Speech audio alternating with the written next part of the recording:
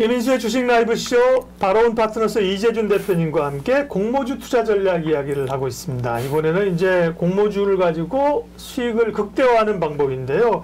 일단 공모주 청약 방식이 균등 배분 방식과 비례 배분 방식 두 가지가 있다면서요. 네. 두 개 좀 설명해 주세요. 어떤 게 더 물량을 많이 받을 수 있는지. 네, 일단 이 공모주 청약 방식이 2021년부터 균등 배정 방식이 도입이 됐습니다. 네. 과거에는 이 비례 배정 방식이 도입했는데요. 돈 많이 많아가지고죠. 예, 맞습니다. 돈 많이 낸 사람만 받고 조금 그냥 살려는 사람은 못 받고 그러니까 제도를 좀 바꾼 거 아니에요? 예, 일단 네. 제도 관련해서 한번 표로 제가 준비를 했는데요. 네. 같이 한번 좀 보시면 좋을 것 같은데, 위에 자료는 우리가 공모주를 참여했었을 때 받는 배정 비율입니다. 네. 예, 받은 배정인데 총 4개의 이 주체가 있어요. 우리사주 조합, 그리고 일반 투자자, 그리고 하이힐드 펀드, 네. 기관 투자자라고 분류를 하면 됩니다.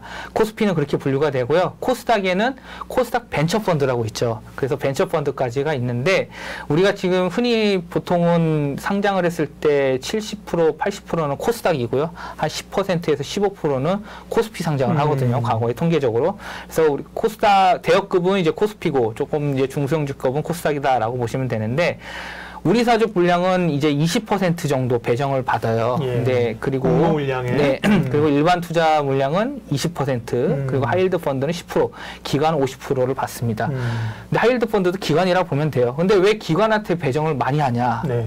일단 공모를 받는 조달 금액 자체가 굉장히 크기 때문입니다. 개인이 소화하기가 어려워요. 그렇기 때문에 기관이나 외국인들한테 공모를 우선 배정하는 부분들이 있고요. 그 자금을 가지고 결국 투자를 하는 거죠. 그 다음에 이제 일반 투자자가 20%. 그래서 20%밖에 안 주니까 이 참여 자체를 해도 내가 받는 비분이 적게 된다. 그렇게 되는 거죠. 그래서 좀 개선이 되게 됐어요.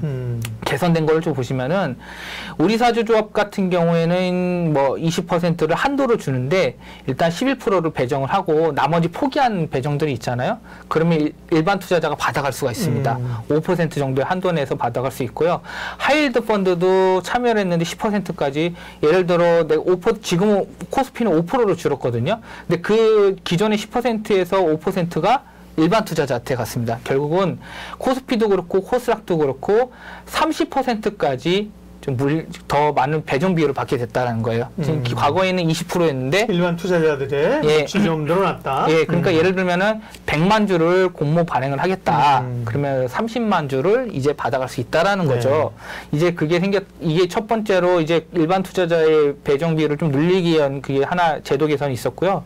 두 번째는 배정 방식입니다. 배정 방식을 살펴봤었을 때는 기존에는 100% 비례 배정으로 100% 했었습니다. 이 비례 배정이라는 게 결국은 이 일반 배정 방식에서 청약 수량에 비례해가지고 주식을 배정하는 거거든요. 그러니까 내가 많이 청약을 했었을 때 그 비례에 따라서 배정을 받을 수 있었는데 지금은 이제 균등 배정을 하게 되면서 일반 투자자에게 모두 청약 그 주식수에 상관없이 일단 동일한 주식수를 배정한다라는 게 있었고요. 그게 50%로 50%를 이제 갖고 오게 됐고요. 나머지 50%는 일반 배정으로 이제 진행을 하게 됐다라고 보면서 결국은 이 일반 청약에게 동등한 배정을 기회를 주면서 소액주주들이 결국은 소액 투자자들이 공모 참여를 증가시키는데 이러한 정부가 좀 제도 개선을 했다라고 보시면 될 것 같습니다. 근데 개인이 균등 배분이나 비례 배분을 선택할 수 있는 건 아니잖아요. 이게 증권사의 청약을 할 때 보면은 우리가 그 증권신고서나 투자설명서에 보면은 이번에 공모주를 할 때 균등 배정을 50%를 하겠다, 비례 배정을 하겠다 이렇게 나와 있습니다. 근데 일반적으로 지금 계속 제가 봤었을 때는 균등 배정을 계속 지금 진행을 하고 있고요. 그렇기 때문에 일단은 한 주는 거의 받아가는 부분들이 많이 있는데 경쟁률이 높았을 때 한 주 이상 받아가는 경우는 적죠. 그러니까요. 예, 그렇습니다. 그 방식이 비례 배분이면 자금 여력이 있으신 분들은 청약금을 좀 많이 넣어서 받으면 되고 그죠? 네. 균등 배분 방식을 활용할 때는 소액이라도 최소한 기본 단위는 좀 받을 수 있다. 그런 거를 감안하시면 좋겠고요. 직접 공모주 청약하지 않고 펀드를 이용해서 투자하는 방법도 있다고요? 네, 맞습니다. 우리가 이제 공모주 투자를 할 때는 이제 과거에는 이제 직접 청약도 했지만 또 펀드를 잘 모르는 분들도 많거든요. 이제 펀드도 투자가 있는데 네. 우리는 이제 공모주 하면 직접 청약만 그렇죠. 생각하거든요. 네. 근데 흔히 우리가 펀드를 다른 말로 간접 투자라고 하죠. 예. 그래서 간접 투자 방식이 있다라고 보시면 되는데요. 일단 코스닥 벤처 펀드, 코스닥 기준으로 말씀드리겠습니다. 네. 코스닥 벤처 펀드가 아까 표에 봤을 때 배정률이 30% 비중입니다. 그렇기 때문에 우리가 코스닥 벤처 펀드를 활용할 수 있다는 건데요. 그럼 코스닥 벤처 펀드는 주목적이 뭐냐, 네. 어떤 펀드, 어디에 투자를 하는 거냐, 벤처 기업의 신주의 15%를 들어갈 수가 있습니다. 일단, 그러니까 벤처 기업이라 함은 벤처 기업을 인증을 받은 회사를 얘기를 하겠죠. 네.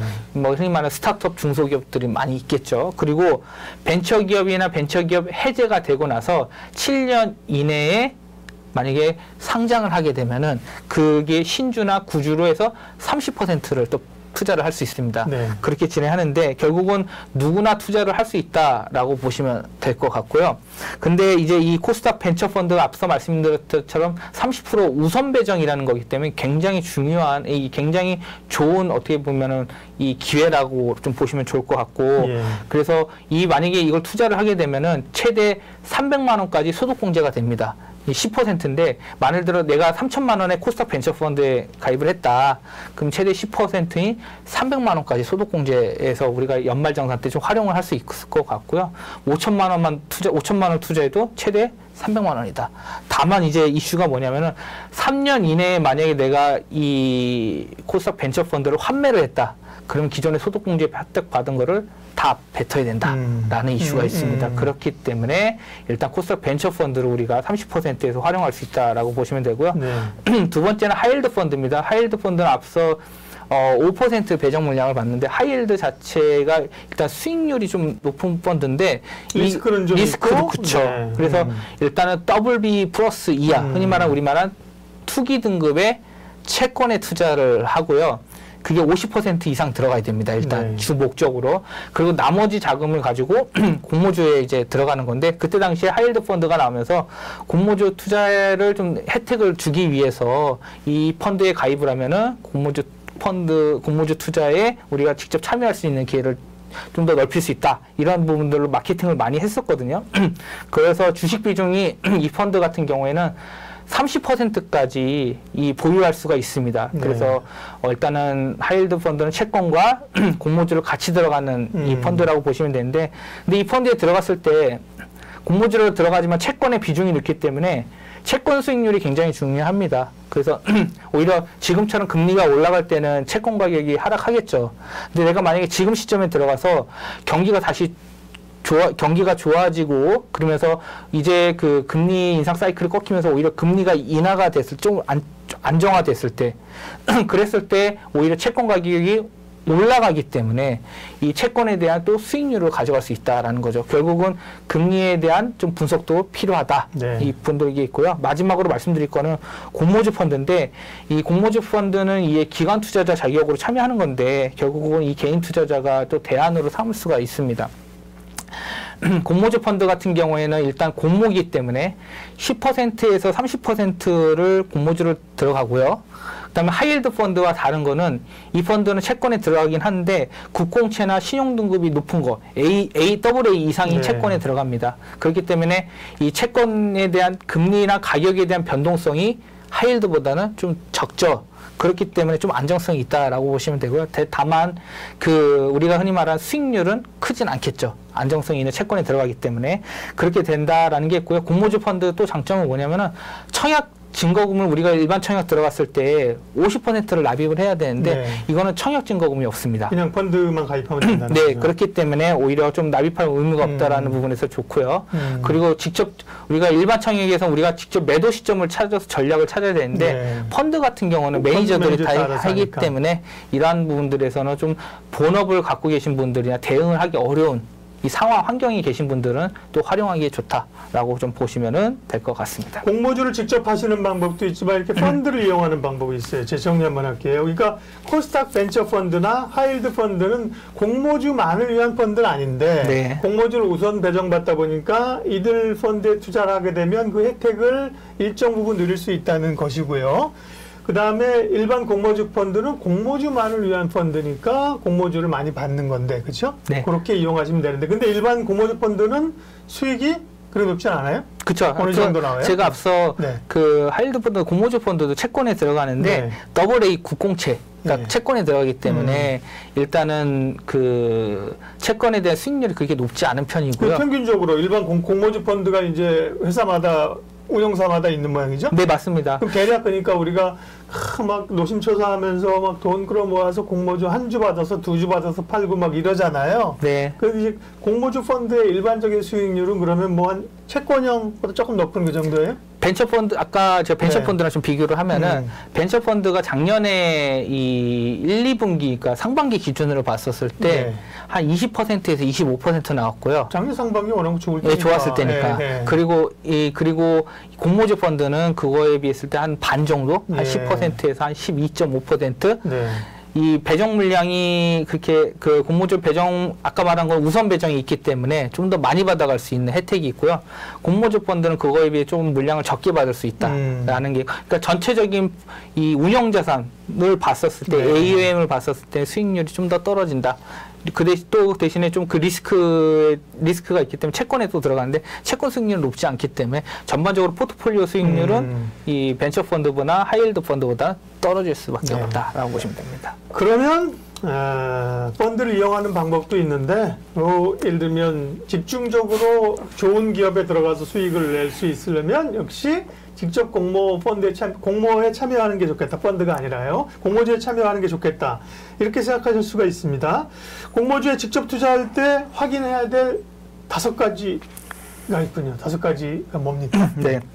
일단 키워드를 말씀드리면은 의무 보유 확약 비율이 있고요. 네. 그다음에 공모가에서의 공모가에 대한 위치, 이 상단이냐 네. 하단이냐 공모가의 밴드상의 위치랑 개인과 기관의 청약 경쟁률이 있고요. 그다음에 우리 사주에 대한 조합 분위기, 그리고 마지막으로 이 증시 분위기, 그리고 신주의 비율, 이것까지 좀 같이 보시면 될 것 같습니다. 네. 그래서 하나씩 좀 설명드리면은 의무 보유 확약 비율은 보통 30% 이상이면은 기관 투자자에서 괜찮다라고 얘기를 합니다. 그리고 만약에 50% 이상이면은 굉장히 좋다라고 보면 될 것 같은데 SK 바이오팜의 경우가 약 85% 의무 보유 확약 비율이 있었습니다. 네. 그 말은즉슨 뭐냐, 안 팔겠다라는 거거든요. 네. 자, 바로 그 상장하자마자 물량을 내놓지 않겠다라는 거거든요.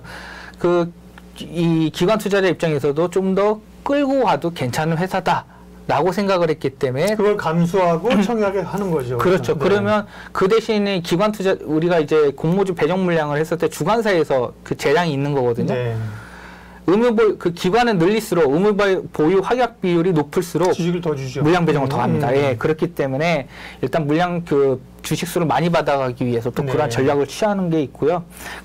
근데 이제 사모펀드 같은 경우에는 장기적으로 갖지 않아요. 그러니까 약간 FI격이라고 보시면 되는 거고, 재무적 투자자라고 해서, 일단 상장하면은 바로 엑시스 하려고 합니다. 그래서 네. 미확약을 많이 이제 제시를 하고요. 그때 뭐 해도 뭐 들어가도 막 30% 이상은 금방 내니까, 그렇게 해서 사모펀드는 좀 펀드 운영 전략을 그렇게 네. 하고요.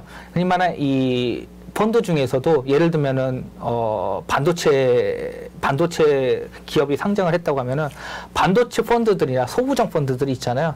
그런 펀드들 가치주 펀드다. 그러면 오랫동안 가지고 갈 수 있습니다. 그런 것들이 네. FI들도 있고 또는 SI격으로 해가지고 전략적 투자자로 참여를 해가지고 또 오랫동안 홀딩하는 경우가 있고요. 그 기업 입장에서는 중간에 오버행이 나올 걸 대비해가지고 그 이슈에 따라 주가가 빠질 수 있기 때문에 그러한 전략을 좀 미리 해야 되거든요. 이 발행회사 입장에서, 네. 상장기업 입장에서도. 그 손바뀌면 어떻게 하면 블락딜이 많이 일어나니까. 그래서 결국은 이 수급이 많이 풀리지 않는 게 중요하기 때문에 의무보유 확약 비율을 높이거나 다른 기관 투자자들한테 세일즈를 해가지고 이 손바뀜을 바꾸거나 이런 전략적으로 하고. 의무 보유 확약 비율은 높을수록 좋다. 네, 맞습니다. 네, 통상 한 40% 이상이면 높다고 본다는 거고요. 두 번째, 공모가 밴드상의 위치인데 공모가 밴드가 정하는데 그 위에서 상단 밴드에 될수록 인기가 있고 좋은 거죠? 맞습니다. 네. 우리가 이제 공모를 직접 청약할 때는요, 공모주 경쟁률이 높은 걸 선택을 해야 됩니다. 일단은 그렇기 때문에 단기적으로 일단 수익을 제고할 수 있는 전략이고요. 네. 그만큼 경쟁률이 높았다는 것은 공모주에 대한 기업에 대한 관심이 많고 열기가 높았다라는 거거든요. 더 올라갈 수 있기 때문에 청약을 한 겁니다. 근데 이제 기간이 길면 길었을수록 기간에 대한 리스크 프리미엄이 증가를 하기 때문에 오히려 공모주 경쟁률 단기적으로 내가 전략을 취한다 했었을 때는 경쟁률이 높은 거 수혜축 경쟁률과 네. 청약 경쟁률이 높은 게 좋다라고 보시면 될 것 같습니다. 네, 공모가의 위치도 공모가가 있는데 물론 싸게 살 수 있지만 공모가가 예를 들면 10,000원에서 20,000원 정해졌는데 10,000원에서 놀면 별 인기가 없다는 거잖아요. 네, 맞습니다. 상단에 있는 게 좋고 청약 경쟁률은 당연히 높은 게 좋은데 근데 기관 청약 경쟁률은 먼저 보고 개인이 할 수 있는 거고 그죠? 네. 개인이 청약할 때는 한 이틀 정도 하니까 첫날 경쟁률을 볼 수 있는 겁니다. 네, 그죠? 맞습니다. 기관 경쟁률은 어느 정도 되면 오케이? 1000대 1 이상이면 좋을 것 같고요. 1000대 1 정도면 좋을 것 같고요. 그 다음에 개인 청약도 한 1000대 1 이상. 그래서 4자릿수 이상 경쟁률이면은 이 공모주는 좀 굉장히 뜨거운 종목이다라고 보시면 됩니다. 가능하면 그런 쪽으로 가는 게 리스크가 없고 좋다. 네. 네. 그 다음에 우리 사주 조합 분위기는 어떻게 파악해요? 네, 우리 사주 조합 분위기는 아무래도 증권사에서 가장 잘합니다. 근데 이제 증권사에서 우리 사주에서 만약에 이게 다 소화를 못 시키잖아요. 배정된 물량을. 그러면 일반한테 주는데 일반한테도 안 들어올 수도 있어요. 그러면은 그거를 보통 우리가 총액 인수를 해가지고 인수사한테 증권사가 총액으로 인수한 다음에 뿌리거든요. 네. 인수사한테. 근데 이게 안 됐었을 때 이걸 나머지 잔액을 우리가 다 떠안겠다. 대신에 그 수수료를 좀 더 받습니다. 그러니까 발행회사 입장에서는 공모에 대한 금액을 다 조달받을 수가 있어요. 그렇지만 그 금액을 주관사 혹시나 해서 경쟁률이 낮아서 그랬다. 그러면 그 물량을 다 주관사가 떠안을 수 있다라는 위험이 있죠. 그렇기 네. 때문에 우리 사주 조합을 열심히 가서 직접 그 회사에 가서 세일즈 마케팅을 합니다. 주관사에서. 그래서 그 분위기가 참여도가 높았다. 그리고 언론에 많이 이제 그런 얘기가 나와요. 우리 사주 조합 분위기가 뭐 굉장히 좋았다. 왜냐면은 회사도 우리가 공모가를 잘 받기 위해서 붐업을 시켜야 되거든요. 네. 그렇다 보니까 일반 청약 경쟁률도 또 높여야 되니까 그래서 결국은 마케팅을 할 수밖에 없는 거고, 그래서 우리 사주 조합 분위기에 대한 언론 체크를 하면 됩니다. 네. 예, 그래서 또 좋았다라는 얘기가 나오면은 공모주 청약에 들어가는 게 좋을 것입니다. 100%는 아니에요. 크래프톤 같은 경우 우리 사주 분위기가 나쁘지 않았을 거거든요. 네, 그렇죠. 그러니까 네. 이게 1년이라는 보호해소가 있기 때문에 네. 공모주 투자 전략은 장기로 가기엔 좀 어렵고요. 네. 제가 말씀드리고 싶은 거는 조금 단기적인 시각에서 좀 접근을 하는 게 좋다라고 그렇죠. 보죠. 네, 그렇게 보시면 됩니다. 공모주 가운데 신주의 비율이 얼마나 되느냐, 이거 무슨 얘기예요? 네, 이게 우리가 보통 공모주 이제 자금 조달을 할 때 네. 신주 발행도 하고요. 기존에 갖고 있었던 구주를 매출할 수도 있습니다. 네. 매각할 수도 있습니다. 말이 구주 매출이 어려운데 기존에 발행된 주식의 일부를 내다 팔 수 파는 있고 거죠. 예. 신주를 발행할 수가 있는데 예. 네. 그래서 신주 발행 규모가 증가를 하게 되면 네. 우리가 흔히 말하는 유상증자 할 때 주식수가 늘어나는 발행 주식수가 희석효과가 증가. 있구나. 예, 그래서 네. 신주 발행이 많으면은 지분율이 희석이 됩니다. 네. 주주들이 그렇기 때문에 신주 발행이 너무 많은 것도 좋지 않고요. 만약에 구주를 같이 섞어서 하는 이유는 뭐냐면은 네. 회사의 최대 주주 지분율이 너무 높아요. 그럴 경우에는 최대 주주가 횡포, 자기 마음대로 특별 결의나 이 결의를 일방적으로 통과시킬 수가 있거든요. 그 견제를 하기 위해서는, 경영권 견제를 하기 위해서는 네. 그래서 분산을 하는 겁니다. 결국 상장을 하면은 예. 분산을 해서 소액주주들이 많이 참여해서 소유와 경영을 분리시키려고 하는 거거든요. 흔히 말 경영학에서 얘기하는 거죠. 그러다 보니까 결국은 신주 배정을 늘리게 됐었을 때는 기존에 갖고 있던 경영자들의 지분들이 희석률이 많아질 거고요. 근데 그렇게 됨으로써 기존 주주들 또 최대 주주 말고 다른 주주들이 피해를 볼 수 있다라는 게 있고요. 다만 만약에 구주 매출을 하면은 다른 주주들 발행 주식수가 증가를 하는 게 아니라 내가 갖고 있는 주주를 팔기 때문에 그 주가에 대한 가치가 희석되는 건 아니겠죠. 그렇기 때문에 좀 믹스를 해가지고 공모주를 한다라고 봤을 때 신주 배정 비율은 약 30% 전체 주식수의 한 30% 정도가 좋다라고 보시면 됩니다. 기존에 이제 기업이 기업 공개를 할 때 주식이 빵주로 시작하는 게 아니라요. 이미 기업이 있잖아요, 그죠? 네. 그러니까 법인을 설립할 때 주식을 발행하거든요. 그 주식의 일부를 이미 발행된 주식을 시장에 내놓는 경우가 있고 구주 매출, 새롭게 IPO하면서 주식을 더 발행하는 게 있는데 보통은 두 가지를 같이 병행한다. 네, 맞습니다. 네. 그리고 그러면 말씀하신 공모주 직접 투자할 때 확인해야 될 5가지 사항을 말씀해 주셨는데 대부분 의무 보유 확약 비율을 보고 또 기관 청약 경쟁률 이 정도는 이제 개인들이 체크를 하는데요. 그럼 의무 보유 확약을 실제로 많이 했을 때 공모주 주가하고의 상관관계나 이런 게 검증이 돼요? 네, 그렇습니다. 네. 의무 보유 확약 비중이 50% 이상인 경우, 그리고 기간이 좀 6개월 정도 좀 보유 물량이 많다. 네. 보통은 이 장기 물량이 많을 경우가 좋은 거죠. 네. 그럴 경우에 주가에 이 단기적으로 주가는 오버슈팅 할 경우가 많고요. 보통 한 달 전에부터 이제 나오는 게 오버행 이슈에 대한 이 대기 물량 부담감이 발생을 하거든요. 그렇기 때문에 그때 이제 좀 빠지게 되는 거죠. 조정이 네. 있는 거기 때문에 우리가 투자 전략을 취할 때는 공모주에 들어갔었을 때는 이 1개월 물량, 3개월 물량, 6개월 물량 다 나오거든요. 그렇기 때문에 그 물량을 체크를 하시고요. 그 의무 보유 확약 비중이 50% 이상이다라면은 조금 더 가지고 가도 된다. 아까 40%라고 그랬는데 절대적인 기준은 없고 40에서 50 이상. 아까 30% 이상이면 기관 투자자한테 좀 괜찮다라고 네. 평가를 받고 50% 이상이면 매우 좋다라고 네. 보면 됩니다. 네. 그렇기 때문에 비중을 좀 가지고 가면 좋다. 만약에 100만 주를 공모주를 발행을 했다면은 네. 50만 주 정도는 조금 의무 보유 확약이 길수록 좋다라고 보시면 됩니다. 네. 공모주 투자할 때 수익을 극대화할 수 있는 전략들, 직접 투자할 때 5가지 포인트, 그 다음에 간접 투자하는 방법 등을 알려주셨고요. 그러면 다음 질문은 그 공모할 기업들을 구체적으로 어떻게 찾아낼 것이며 또 남은 하반기에 투자할 유망 기업들은 어디가 있을 것인가 그 관심사인데요. 그 얘기 다음 코너에서 이어가겠습니다.